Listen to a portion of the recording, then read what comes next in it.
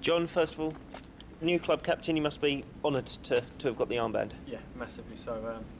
When the gaffer pulled me aside this morning and said it, I was over the moon, absolutely buzzing, and it's nice to get the start of my little run in as captain underway, and with a good result against Real Madrid. Yeah, you're unbeaten as captain. That's all right, isn't it? That's a great run. But no, did it come as a surprise, or were you kind of hopeful it could happen? I never really thought about it, to be honest. There's some decent lads at this club. Tim's is one of them that I thought was up there as a possible captain. There's a few big characters, but it is an honour, as you said, to be picked to lead the side out. And the game there with you first in the armband on, it was a good performance, wasn't it? In extremely hot conditions. Yeah, it was very hot, and although we've been training in it a little bit the last couple of days, it still hit us, and it was pretty tough. But the boys stood up to it really well and looked very, very fit. And I think we came through it really well and looked strong as the game went on.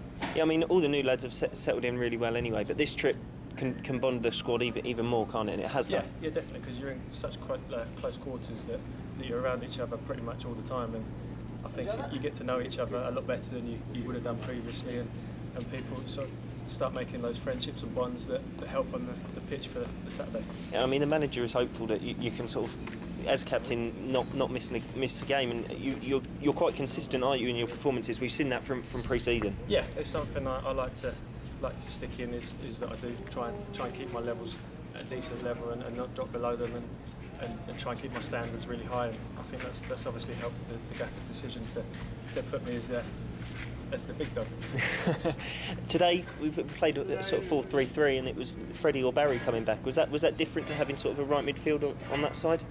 It was, yeah. I mean, but we're trying to play different systems. How different was it? It was very different. Okay. We need to have that plan B in the locker in case plan A doesn't work and teams kind of match us up and we can't break people down. We need to be able to switch a system at the drop of a hat, and everyone know their roles in the system, and to be able to work that and to try and break them down a different way. The manager's very keen on organisation, isn't he? I think it's one of the biggest points that he tries to get across. Have you seen that in the game so far? Yeah, I mean, it's coming into training more and more. To start with, obviously, it was all about getting the fitness and to build that strength and stamina.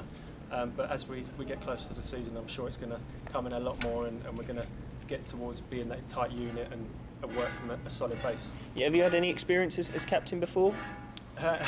Not since back in the days in the youth team. That's about the last time. But as I said, I've been around enough captains to know what the responsibilities are, and to hopefully do my best as the job. Do you see it as any extra pressure, or is it just part of it? To be honest, you need to have. He's not captain now.